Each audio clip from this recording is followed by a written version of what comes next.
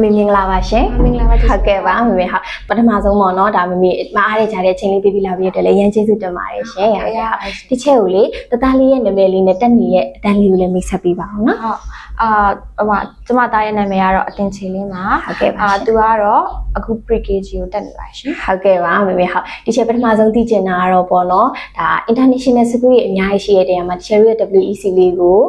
ရွေးပြီးတော့ join ဖြစ်ခဲ့တဲ့ပုံလေးကိုလည်းသိပြရစီရှင်ဟုတ်ဘာဖြစ်လဲဆိုတော့ WEC ကကြတော့ကျမတို့ရဲ့ဒီပေါ့နော်ဒီကျမကြတော့ဒီ WEC နဲ့နီးနီးနားနားလေးမှာနေတယ်ပေါ့နော်ပြီးတော့ဒီနားမှာဆိုလို့ရှိရင်လည်း international school ကမရှိဘူးကိုကရွေးချယ်ခဲ့တာဘာကြောင့်လဲဆိုတော့အရန်အဝေးကြီးလည်းမသွားချင်ဘူးနီးနီးနားနားမှာ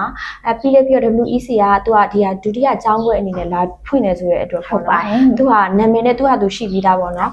အလယ်လက်သွားတဲ့ rate ထဲမှာသူကသူရှိပြီးသားဆိုတော့ကျမဒီဟာလေးကိုရွေးချယ်ဖြစ်ခဲ့တာပေါ့နော်ဟုတ်ကဲ့ပါမမေကျေးဇူးတင်ပါတယ်ရှင်ဟုတ်နောက်တစ်ခုသိချင်တာတော့ပေါ့နော်မမေဒီ WEC မှာ join ပြီးနောက်ပိုင်းရောဘယ်လိုမျိုး challenge လေးတွေရောရှိခဲ့လဲ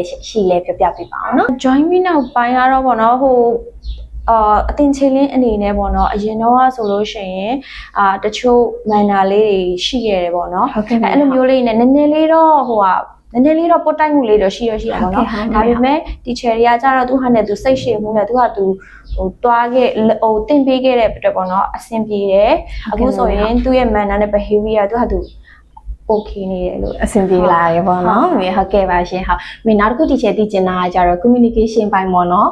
ဒါ teacher ရင်းနဲ့တော့လက်ကောင်း WEC ဒါ management team ပိုင်းနဲ့တော့လက်ကောင်းပြောဆိုဆက်ဆံတဲ့အခါမှာရောမမေအဆင်ပြေမှုတွေရောရှိရလားရှင်ဟုတ်ကဲ့ရှင်အဆင်ပြေပါတယ်ကျမအဆင်မပြေရလေးပြောလို့ရှင်လေ teacher တို့တွေကအဆင်ပြေအောင်လုပ်ပေးတယ်အကောင်းဆုံးလုပ်ပေးရတဲ့အတွက်ကျမလည်းဖြစ်ပါတယ်သဘောကျပါတယ်ဟုတ်ကဲ့ပါမမေဟုတ်နောက်ဆုံးအနေနဲ့ကတော့ဒါမမေလိုပဲပေါ့နော်ကိုရဲ့ရှင်သွေးလေးတို့ cherry ရဲ့ WEC မှာကျောင်းထားဖို့အတွက်စိတ်ကူးရှိနေတဲ့ဖေမမေတို့တော့ပေါ့နော်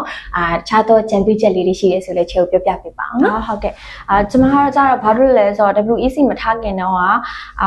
မမီရဲ့ class မ join ခင်တော့ဆိုလို့ရှိရင်ကျမသားကကြတော့စကားအလောက်မပြောနိုင်ဘူး communication ဘိုင်းမှာလုံးဝပဲသူများရင်လည်းစကားမပြောနိုင်ဘူးပေါ့နော်အဲ့လိုမျိုးတွေအများကြီးပဲကြုံခဲ့တယ်ဒါပေမဲ့ကျောင်းတက်ပြီးတော့ nursery တက်ပြီးအချိန်မှာခလေးကအရန်ကိုပြောတယ်အရန်ကိုတိုးတက်လာတယ်ပြီးတော့သူ့ရဲ့ logical thinking ကလည်းသူများရင်လည်းမတူဘူးပေါ့နော်တခြားကလေးတွေနဲ့ရှင်းလိုက်လို့ရှိရင်သူ့ရဲ့ logical thinking ကလည်းတော်တော်ကြီးကိုကောင်းတယ်ဟုတ်တယ်အဲ့ဒီအချိန်မှာကြာကိုကပေါ့နော်အဲ့လိုမျိုးလေးတွေကိုပြောပြနိုင်တာပေါ့တခြားမိဘတွေကြာဒီလိုတွေရှိတယ်လိုတွေသွားတယ်ပေါ့နော်နောက်တစ်ခုကကြာကျမ WEC ကိုပြောချင်တယ်ပေါ့နော်ဘာလဲဆိုတော့ဒီ international တွေမဟုတ်ပဲနဲ့ private school လေးပါဖွင့်ပေးနိုင်ပိုကောင်းတယ်ပေါ့နော်ဟုတ်ကဲ့ပါမမေရှင်လည်းဒါအကြံပြုချက်လေးကိုမှတ်ထားပါမယ်ရှင်မမေဟုတ်ကဲ့ဟာဒီချက်လေးသိလို့တမယာချက်လေးတို့တည်တည်ချာချာလေးတစ်ချက်ချင်းစီတခြားလေးဖြစ်ပြီးသွားတဲ့အတွက်လည်းမမေကျေးဇူးတင်ပါတယ်နော်ဟုတ်ကဲ့ပါ